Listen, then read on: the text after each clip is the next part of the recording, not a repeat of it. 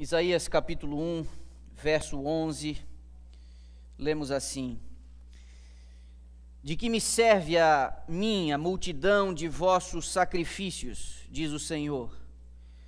Estou farto dos holocaustos de carneiros e da gordura de animais cevados, e não me agrado do sangue de novilhos, nem de cordeiros e nem de bodes. Verso 13. Não continueis a trazer ofertas vãs. O incenso é para mim abominação, e também as festas da lua nova, os sábados e a convocação das congregações. Não posso suportar iniquidade associada ao ajuntamento solene. Verso 14. As vossas festas da lua nova e as vossas solenidades, a minha alma as aborrece. Já me são pesadas e eu estou cansado de as sofrer. Vá até o primeiro livro do profeta Samuel, no capítulo 15. Primeiro livro do profeta Samuel, capítulo 15, verso 22, lemos: Porém Samuel disse: Tem porventura o Senhor tanto prazer em holocaustos e sacrifícios, quanto em que se obedeça à sua palavra? É a pergunta. Avance um pouco até o livro do profeta Amós. Ele é um pouco discreto, está exprimido aí naquela seção dos profetas menores, mas você vai conseguir encontrar.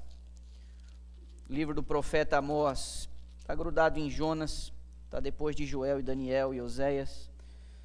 Amós, capítulo 5, versos 21 a 23.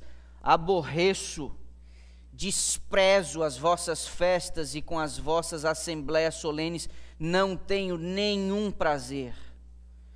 E ainda que me ofereçais holocaustos e vossas ofertas de manjares, não me agradarei deles, nem atentarei para as ofertas pacíficas de vossos animais cevados.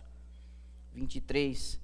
Afasta de mim o estrépito dos teus cânticos, porque não ouvirei mais as tuas melodias de liras. Um pouco antes, Jeremias capítulo 6, não muito distante de onde você está, livro do profeta Jeremias, capítulo 6, o verso 20, lemos: Para que, pois, me vem o incenso de Sabá e a melhor cana aromática de terras longínquas? Os vossos holocaustos não me são aprazíveis, e os vossos sacrifícios não me agradam. Meus irmãos, eu não sei que sensação se desperta no teu coração quando você lê textos como estes que nós acabamos de ler. Mas a mim me incomoda o fato de Deus estar falando não com ímpios, não com pagãos, mas o fato de Deus ter se expressado nestes termos com o seu povo e a sua igreja, aqueles que eram chamados pelo seu nome e aqueles que respondiam pelo nome de povo de Deus. O tom que Deus utiliza nesses mais variados textos, de pessoas que viveram em épocas diferentes, sob circunstâncias e lideranças diferentes, este tom que a voz profética traz ao povo me traz bastante incômodo. Deus manifesta aqui nitidamente que ele está contrariado. Entenda que Deus não está contrariado especificamente com o que está sendo feito, mas com o espírito com que as coisas estavam sendo feitas.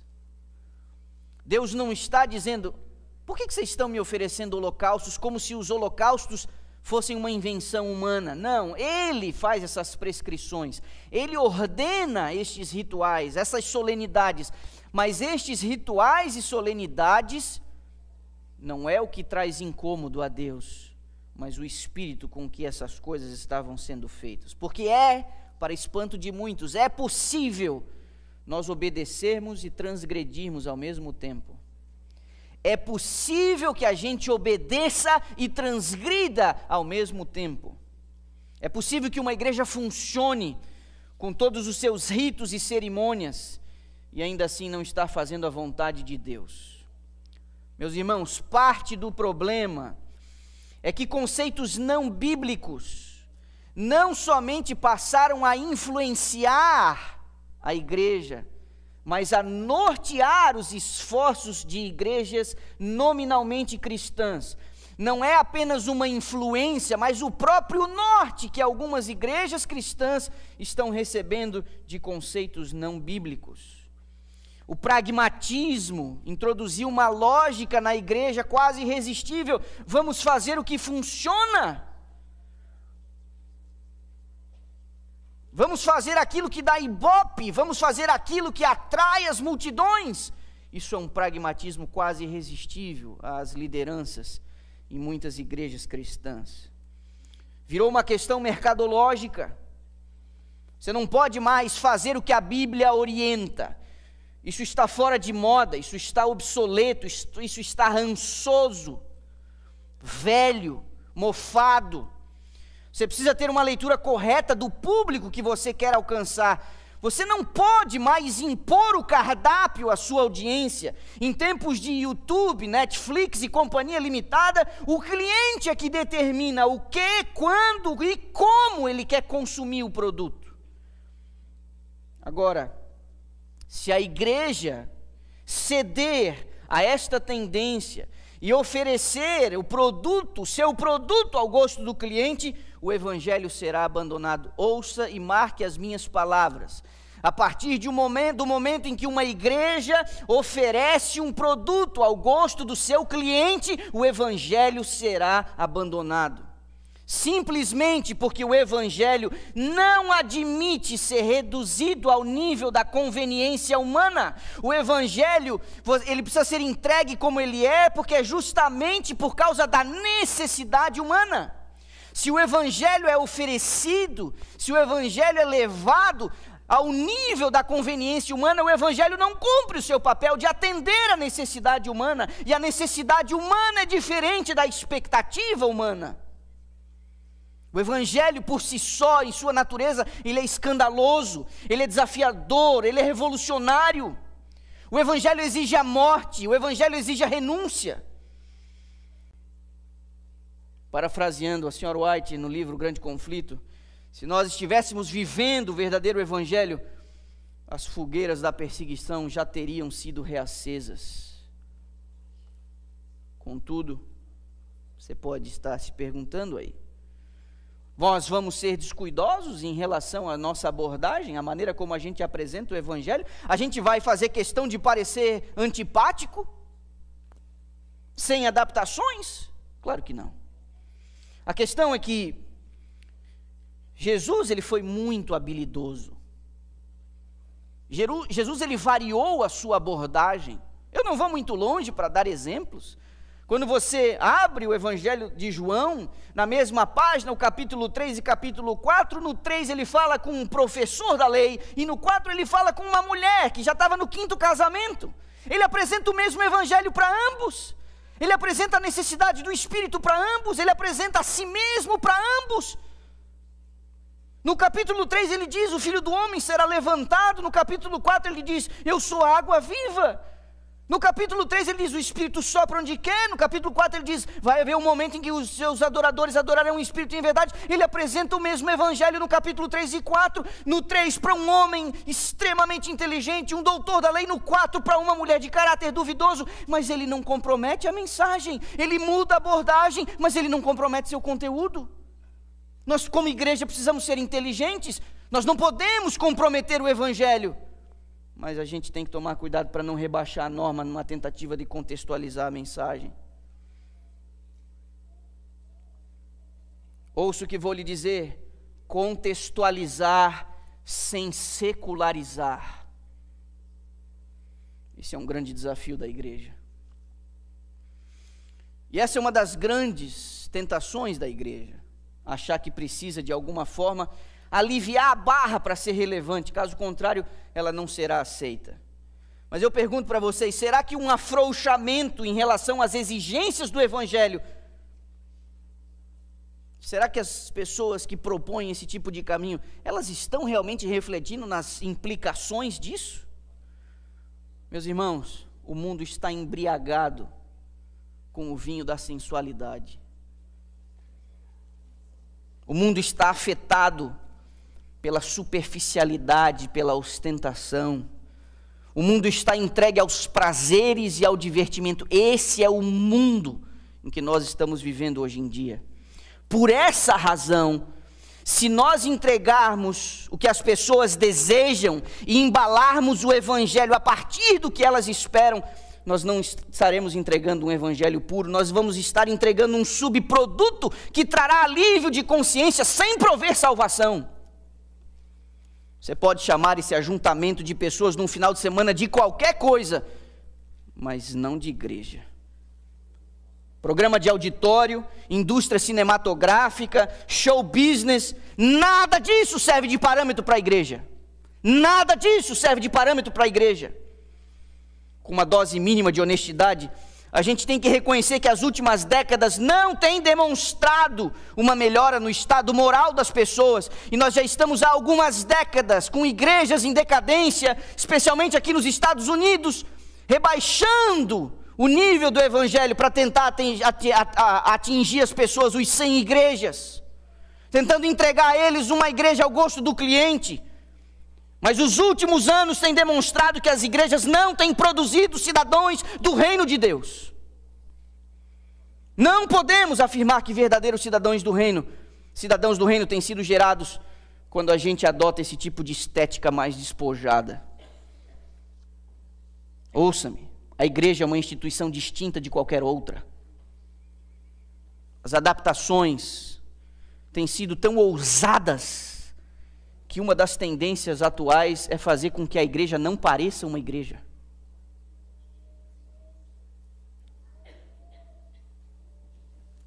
Vocês ouviram o que eu disse? Nessa onda de adaptar a igreja e o evangelho ao gosto do cliente, uma das coisas que estão sendo feitas por aí é apresentar uma igreja que não pareça uma igreja. Ela não pode se parecer com uma igreja. Eu não sei se estão tentando dizer que as pessoas são tolas, que elas não conseguem raciocinar direito.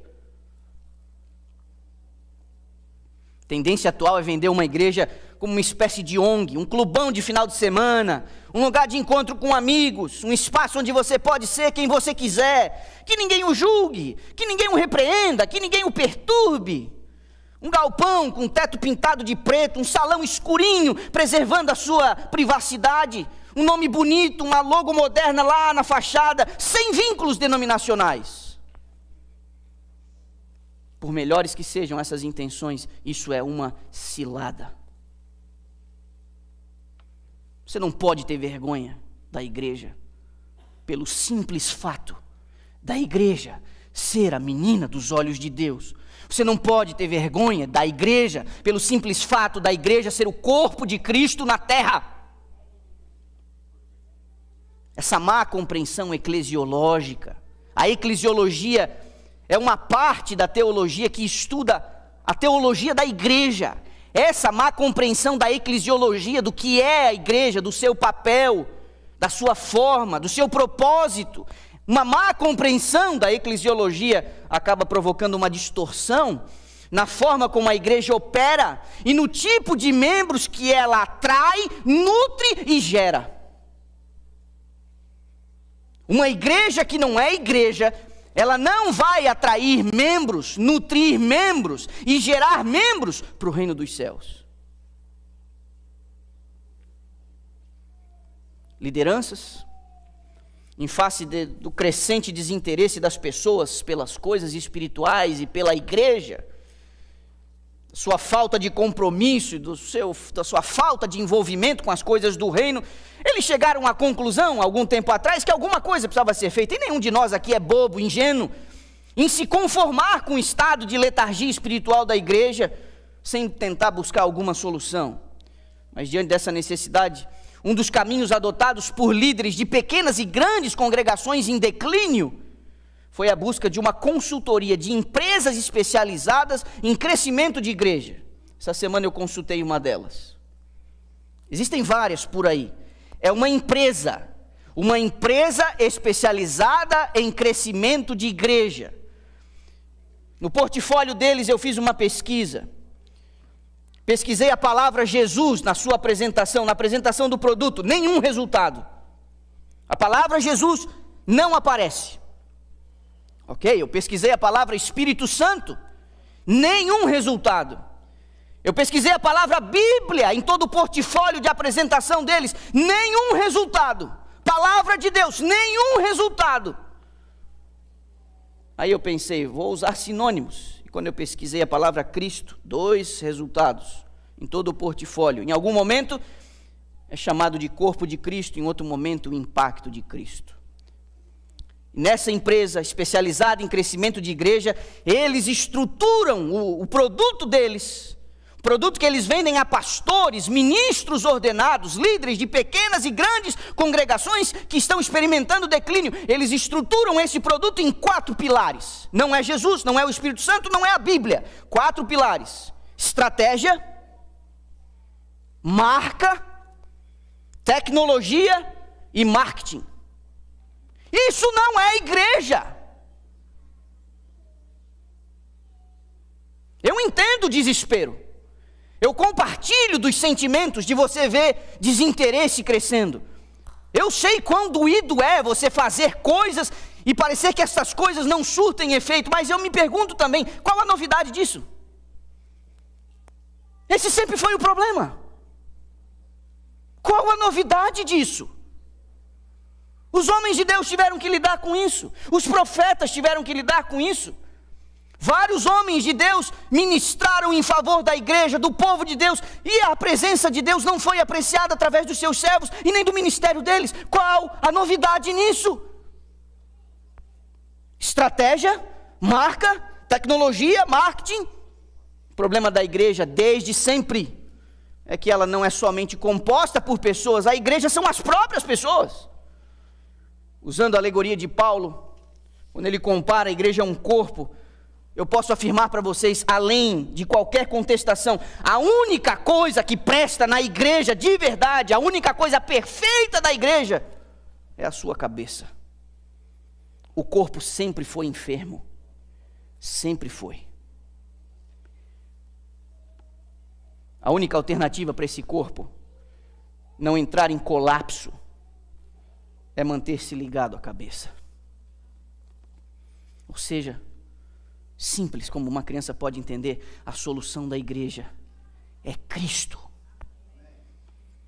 Quando ferramentas humanas, construções humanas, invenções são buscadas para solucionar o problema da igreja, vai funcionar tanto quanto um analgésico em caso de câncer terminal. Não resolve. Independente de quão bem intencionados esses líderes estejam, o uso de ferramentas humanas tem afastado a igreja cristã da simplicidade do evangelho. Esse tipo de ajuntamento atual promove o exibicionismo, práticas não regeneradas na igreja que acabam por ofender a Deus. Lemos aqui alguns textos no início. É possível, biblicamente, nós reconhecermos que práticas religiosas, é possível, biblicamente, pelos textos que lemos, reconhecer que os ritos religiosos podem trazer em Deus o seu mais profundo desagrado. Ele disse, e nós lemos, não me agrado, não quero, me aborreço, não aguento mais. Essas foram algumas das expressões que os profetas utilizaram quando Deus mandou o recado através deles. Práticas não regeneradas que ofendem a Deus.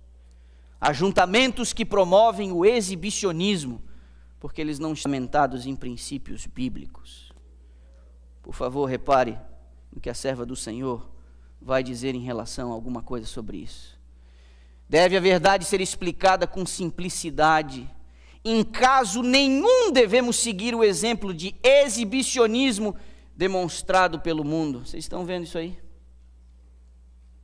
Está ali a referência. Vocês podem ter e consultar isso depois, vai estar na internet. Ela diz em outro momento: quanto menor a ostentação e exibicionismo, maior seria sua influência para o bem.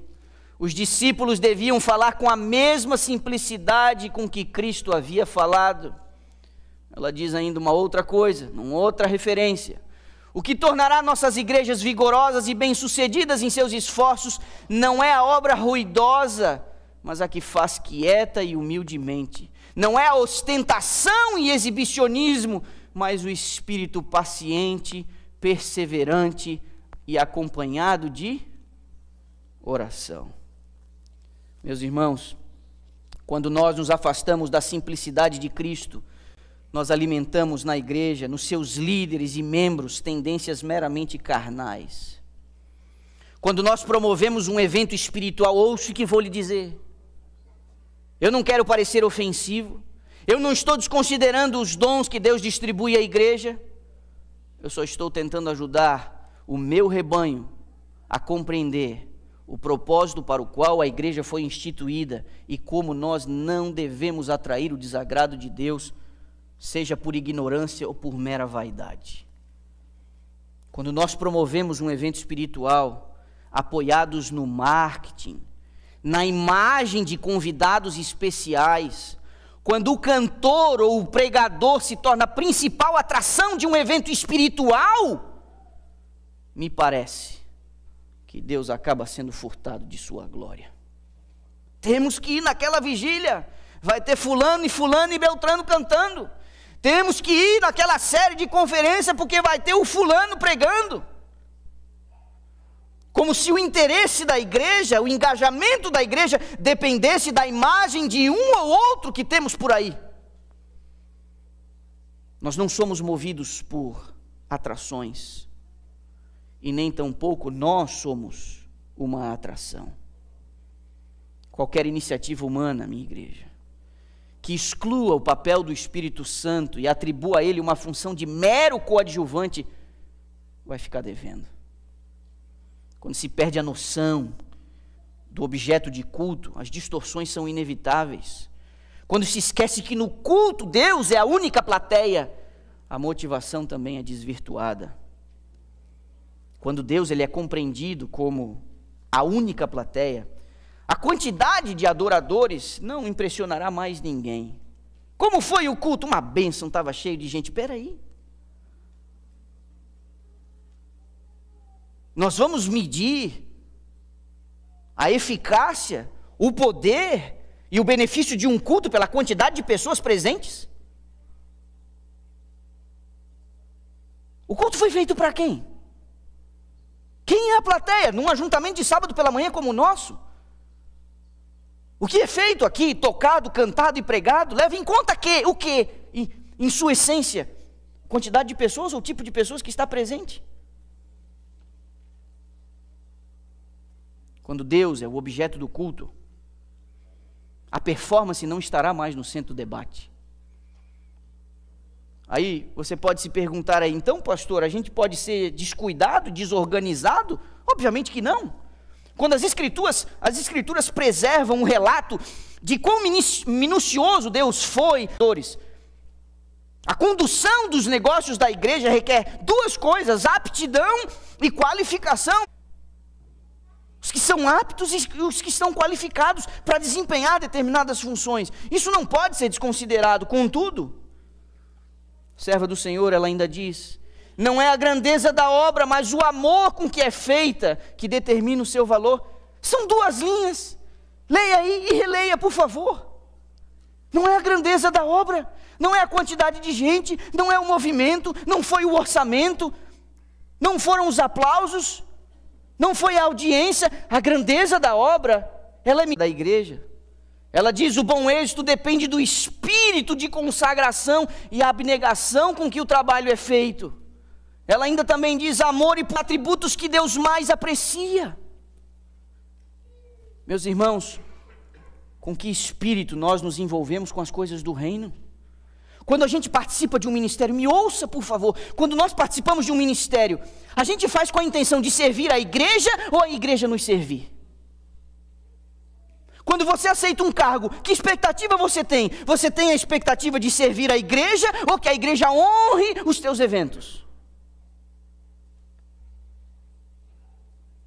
Você costuma participar e apoiar ministérios da igreja sob a liderança de outros irmãos seus?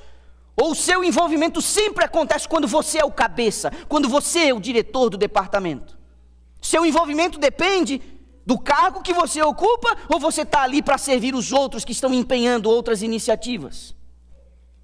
A gente fica chateado quando a gente não sente o apoio dos outros, mas a gente sempre tem uma desculpinha esfarrapada para justificar a nossa ausência nos eventos e em outras iniciativas que não são feitas por nós mesmos ou alguém próximo da nossa família.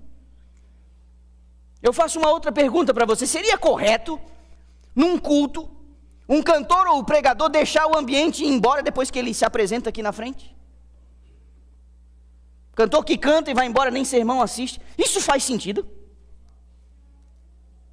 A gente não está falando de um culto a Deus, onde a presença de Deus ela é invocada, onde o seu nome é adorado. Tudo bem sair assim, eu venho aqui na frente, faço a minha performance, a minha apresentação, e depois eu vou embora, porque eu já dei o meu showzinho. Para quem foi essa apresentação? Meus irmãos, a igreja não é um palco. A igreja não é um palco para nós sermos admirados. Podemos ter a melhor performance, podemos ter uma eloquência impecável, podemos jamais errar o tom ao cantar uma música, organizar um evento sem furo, conduzir um departamento com maestria, mas seremos incapazes de dissimular os nossos sentimentos e intenções diante de Deus. O apóstolo Paulo, ao lidar com vários desafios das igrejas que ele fundou, e estes desafios estão expressos em suas cartas, na primeira carta à igreja de Corinto e a outra carta que ele mandou para Éfeso, ele diz que Deus distribui os dons e organiza a igreja com alguns objetivos. Ele fala de fim proveitoso, ele fala de aperfeiçoamento dos santos, ele fala da edificação do corpo, ele fala da unidade, ele fala da estatura de Cristo. Por isso que essas coisas são feitas. Mas quando a igreja vira um palco, a gente não nutre um espírito de serviço, a gente nutre o espírito de exaltação própria. Isso não pode ser dissimulado diante de Deus. Deus sabe exatamente por que a gente faz as coisas que a gente faz. Quando o espírito com que nos envolvemos não é o correto, inevitavelmente desgastes e conflitos vão acabar acontecendo e surgindo. Mas a dinâmica da igreja, ela às vezes, ela nos ajuda a gente aprender a ser contrariado. A gente precisa confiar que existe sabedoria na multidão de conselhos e que nunca foi desígnio do Senhor que as decisões da igreja fossem tomadas por indivíduos isolados, que o controle de uma comunidade de fé estivesse na mão de um ou de dois ou de três ou de uma pequena meia dúzia. Não é seguro que uma pessoa, ou um pequeno grupo de pessoas, numa congregação, tenha sobre si a responsabilidade de tomar as decisões sozinhas. Quando não se tem uma visão correta da igreja, quando os homens não se deixam guiar pelo Espírito, quando não nutrem um espírito manso e dócil, não haverá prosperidade espiritual. Ela diz, em algum momento, a serva do Senhor, no livro Desejado de Todas as Nações, o domínio torna-se o prêmio do mais forte. O reino de Satanás é um reino de força. Cada indivíduo considera todos os outros como obstáculo no caminho de seu próprio progresso, ou um degrau sobre o qual pode subir para chegar a uma posição mais elevada. Uma compreensão errada do que é a igreja, às vezes nos torna muito intolerantes no desempenho dos nossos ministérios da igreja. A gente vai atropelando todo mundo, não importa, tem que ser feito, porque eu tenho que ter um bom desempenho. Às custas de quê? A gente não pode impor as nossas vontades sobre os outros, como se a gente estivesse ocupando o centro do palco e tudo viesse a girar em torno das nossas preferências, em qualquer assunto que seja. Certa vez Deus precisou chamar a atenção de um importante líder, e esse camarada não reagiu muito bem. Vou pedir para você ir até o segundo livro de Crônicas, capítulo 16. Deus mandou um profeta falar com o rei. Segundo Crônicas, capítulo 16. Observe o verso 7 e o verso 10. Naquele tempo veio Hanani a Asa, rei de Judá, e lhe disse: porquanto confiaste no rei da Síria e não confiaste no Senhor teu Deus, o exército do rei da Síria escapou das tuas mãos. O profeta falando para o rei: você confiou num homem e não confiou em Deus. Essa foi a essência da repreensão. Verso 10, porém Asa se indignou contra o vidente e o lançou no cárcere, no tronco, como se enfurecera contra ele. Por causa disso, na mesma ocasião, oprimiu Asa alguns do povo. Um líder fraco, um líder inseguro, um líder cruel, um líder violento, que ao ser confrontado pela voz profética, em vez de se submeter a ela, ele bate no mensageiro. Ele prende o profeta, ele amarra o profeta num tronco, e a Bíblia ainda diz que ele fez outras pessoas sofrerem.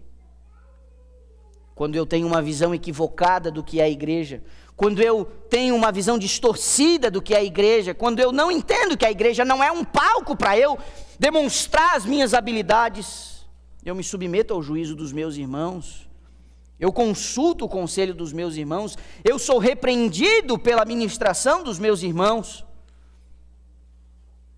Os nossos interesses pessoais jamais deveriam ser consultados no que diz respeito à condução da igreja. Submeta suas opiniões e preferências ao juízo dos seus irmãos. Isso não é sinal de fraqueza, isso é sinal de nobreza. Todas essas ponderações que fizemos até agora nos trazem ao ponto mais sensível da mensagem: a busca por reconhecimento, a expectativa de ser apreciado e elogiado no desempenho de uma tarefa espiritual. É a essência e é o clímax daquilo que nós entendemos Deus estar nos trazendo hoje pela manhã. Ao ser convidado a contribuir com a condução do culto, a pergunta que eu faço a você: você tira as sandálias diante da grandeza de Deus ou você se ajeita para ser admirado pelos homens? Qual é a postura do seu íntimo? Sendo honesto consigo mesmo e com seu coração, você é chamado para contribuir com alguma coisa da igreja ou na condução do culto, em horários solenes e sagrados que não podem ser desperdiçados. Qual é o sentimento que o move? No teu coração você tem a sensação de que precisa tirar as sandálias por conta da grandeza desse Deus a quem você vai servir e ministrar? Ou é de se ajeitar porque a casa está cheia hoje, não posso fazer feio, a minha performance não pode ser ruim? Meus irmãos, a igreja não é um palco. A igreja não é um palco para eu demonstrar as minhas habilidades. A serva do Senhor escreveu uma carta para alguém. Isso está preservado no livro Mensagens Escolhidas, volume 3. E uma outra carta no livro Testemunhos para a Igreja, volume 5. Eu vou pegar esses dois trechinhos e eu vou mostrar para você. Ela diz: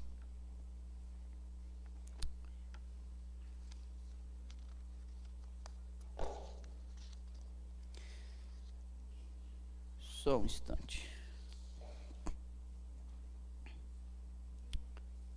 Antes da carta que ela mandou, um conselho que ela deu. Satanás tem sido espantosamente bem-sucedido em seus planos.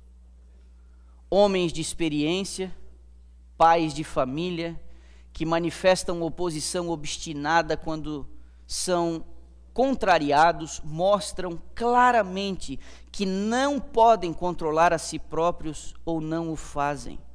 Alguns desses professos cristãos se entregaram nas mãos de Satanás e se tornaram seus instrumentos.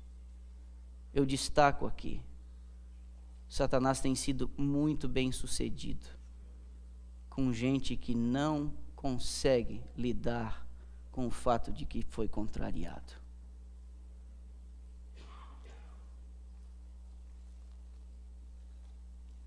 Vamos à carta.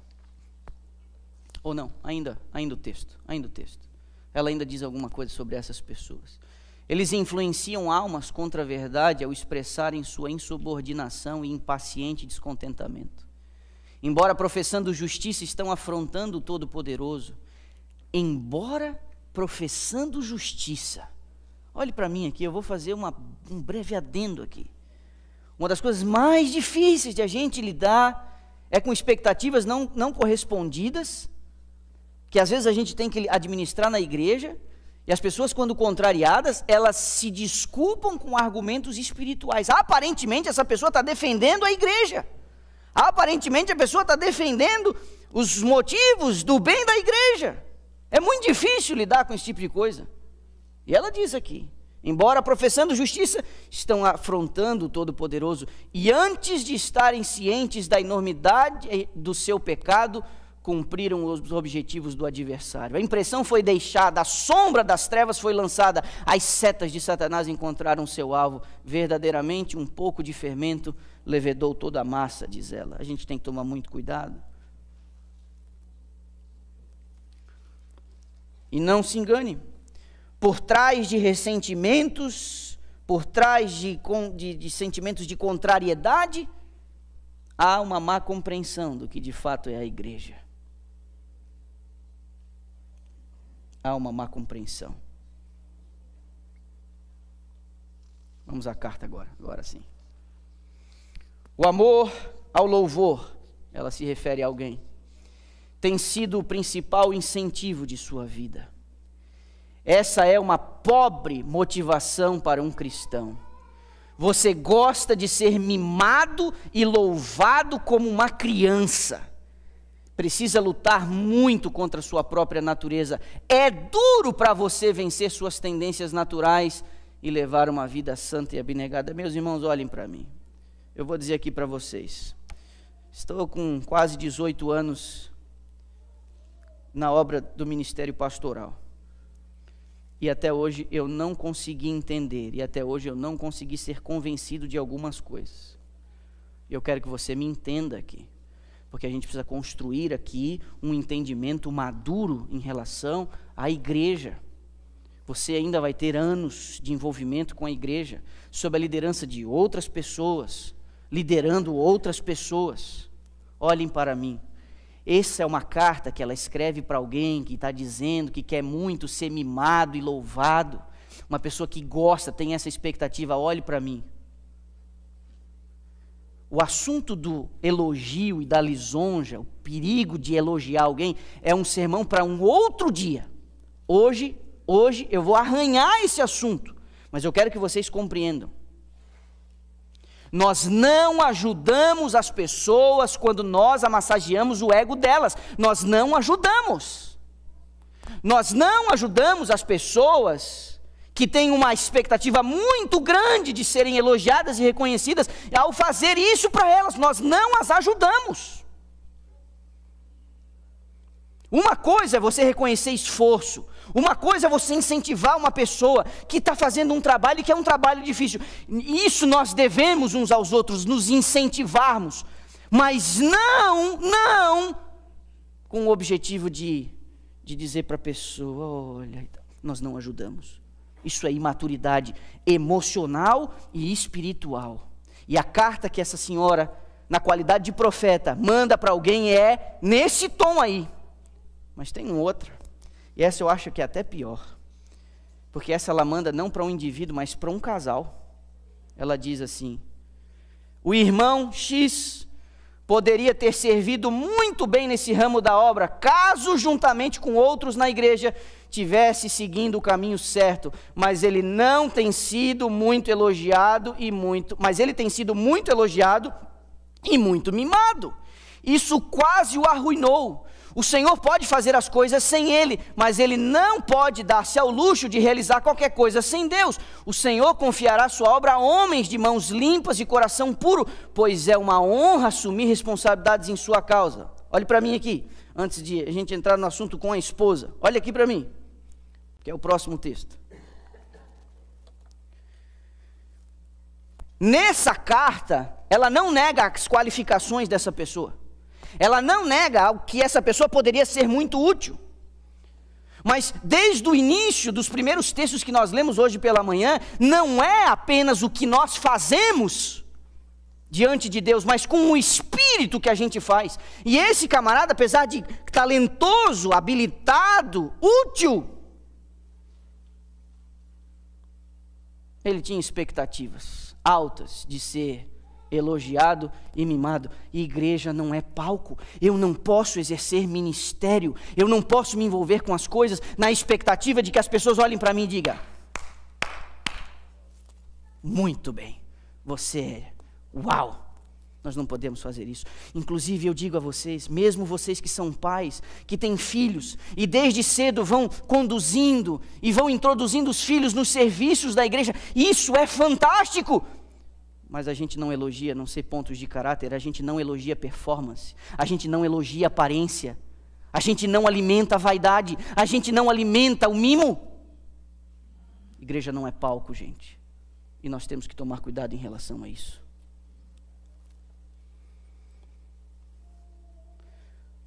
Sim, antes de a gente ler o texto,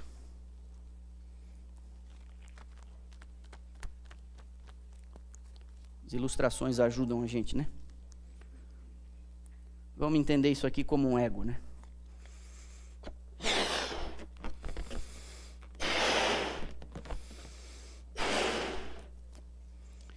Toda vez que a gente faz alguma coisa e a gente tem um reconhecimento público,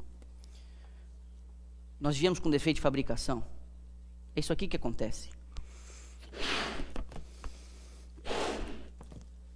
A gente vai enchendo. A gente vai enchendo. O ego da gente é um perigo, é um problema.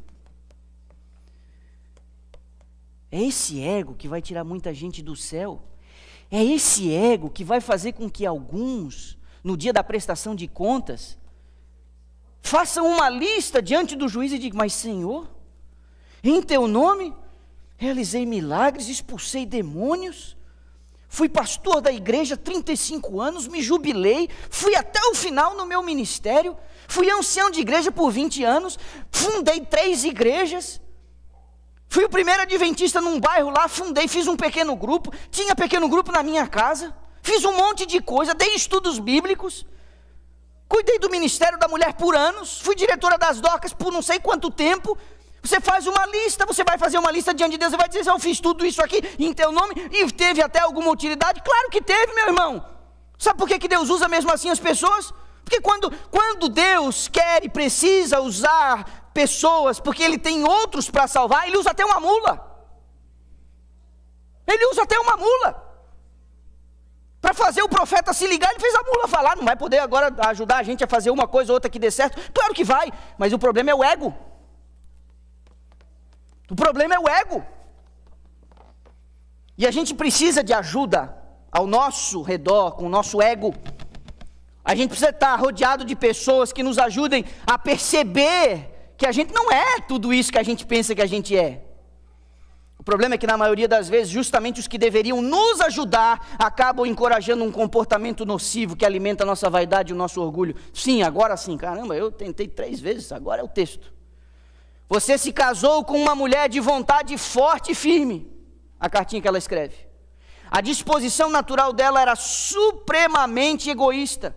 Vocês dois eram amantes de si mesmos, e a união dos seus interesses não ajudou o caso de nenhum dos dois, mas aumentou o perigo para ambos. Nenhum de vocês era consciencioso, nem tinha no mais alto sentido o temor do Senhor diante de si. Ela escreve uma cartinha para um casal que um alimentava no outro o seu ego. E meus irmãos, para ninguém tomar susto, nós precisamos ter gente do nosso lado, que quando a gente está muito, essa pessoa faça assim, ó. Você não é isso tudo. Esposa, marido, você precisa dar um chá de te liga no seu cônjuge. De vez em quando você tem que dizer para ele: olha, cuidado. Às vezes, e dentro de casa a gente é muito a gente, né? A gente é muito a gente. Pode ser que você esteja demonstrando para o seu cônjuge uma espécie de exaltação própria. O seu cônjuge precisa dizer para você: olha, muito cuidado. Muito cuidado. Meus irmãos, a igreja não é um palco. O Senhor deu uma série de instruções de como as coisas deveriam ser feitas. Se você for olhar uma parte do livro do Êxodo, existe uma seção enorme que começa ali no capítulo 25 e vai se arrastando para dentro do livro do Êxodo, e depois você tem o livro de Levíticos. Você tem ali uma série de minúcias, Deus dizendo como as coisas deveriam ser feitas. No capítulo 29 do livro do Êxodo, Deus está explicando como os sacrifícios deveriam ser feitos. É para fazer assim, você separa desse jeito, essa parte você não queima, essa parte você separa, essa parte você descarta, essa parte não pode ser assim, você não apresenta um negócio com defeito. Se não tiver isso aqui, você pega uma outra, mas tem que ser desse jeito, esse aqui é o punhado, você queima dessa maneira. Deus vai explicando, tintim por tintim. Deus se preocupa ou não com a ordem, a decência, fazer as coisas bem feitas? Lógico que Deus se preocupa com a performance do rito. Lógico que Deus quer o melhor, porque o melhor é para Ele, e ainda que a gente ofereça o nosso melhor, está muito distante do que Ele merece, por ser um ser perfeito e santo. Mas o mesmo Deus que deu orientações quanto às ofertas e sacrifícios, que foi tão específico e detalhista, em algum momento Ele disse através dos profetas que Ele não queria mais esses sacrifícios, de que esses sacrifícios e essas músicas estavam aborrecendo Ele. Para além de uma forma exterior, Deus exige uma atitude interior, que de fato só Ele mesmo pode examinar de verdade. Mas quando a gente lida com as coisas da igreja, a estética nunca deveria ser priorizada em detrimento do espírito. Para a gente encerrar, 2 textos. Primeiro em Salmo 51, no coração da confissão de Davi. No coração da confissão de Davi, Salmo 51. O verso 17, quando ele derrama a sua alma por conta do pecado que ele cometeu.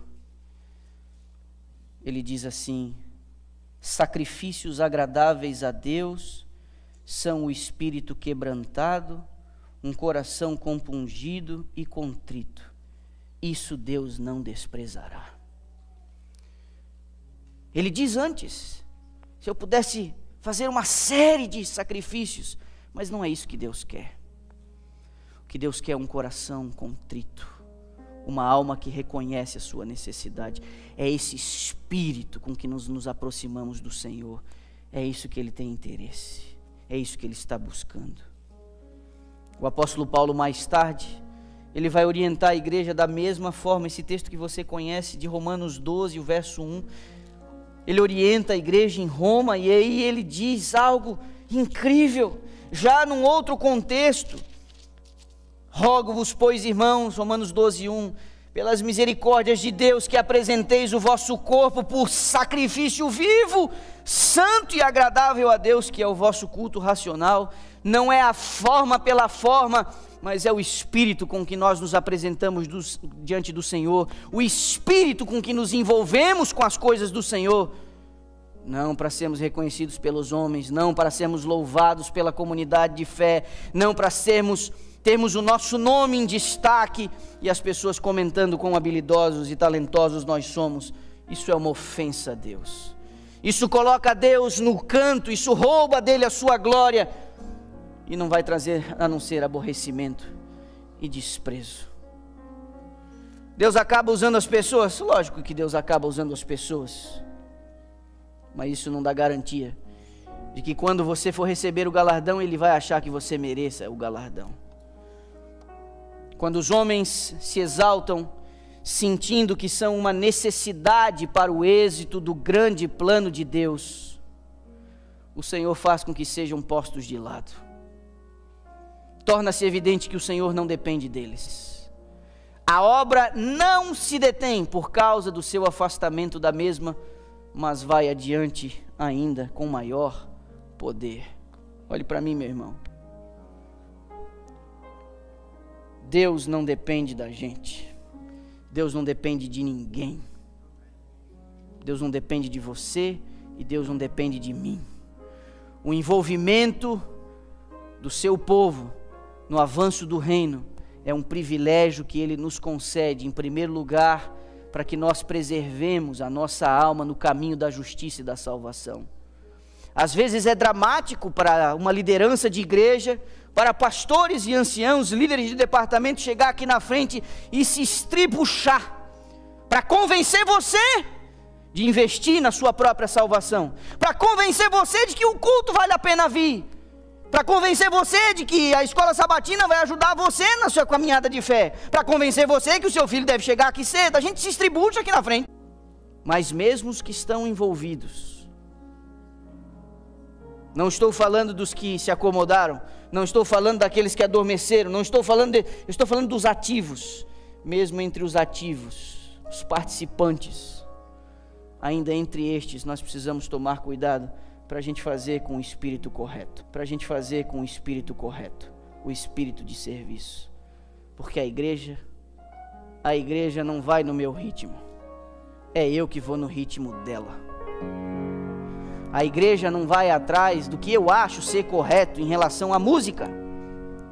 A igreja não vai atrás de mim daquilo que eu acho que é correto em relação à cor da parede. A igreja não deve se ajustar à minha preferência em relação à cor do carpete, do instrumento que é utilizado ou qualquer outra coisa do tipo. É no diálogo com a comunidade em que essas são feitas, e a igreja não tem que ir atrás de uma pessoa achando que tudo gira em torno dela. A igreja não deve se ajustar ao fato de eu achar que eu tenho talento e que absurdo eles não me colocarem na escala. Já disse isso antes, vou dizer. O que certifica o seu talento é a igreja dizer para você que você pode ser útil. Não force a barra. Mas tem muita gente talentosa que está aí sentada. A estes eu digo, se envolva. A estes eu digo, vamos embora. Mas vamos com o espírito certo.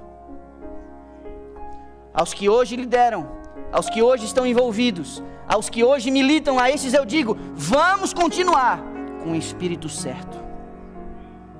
Deus não depende de nenhum de nós,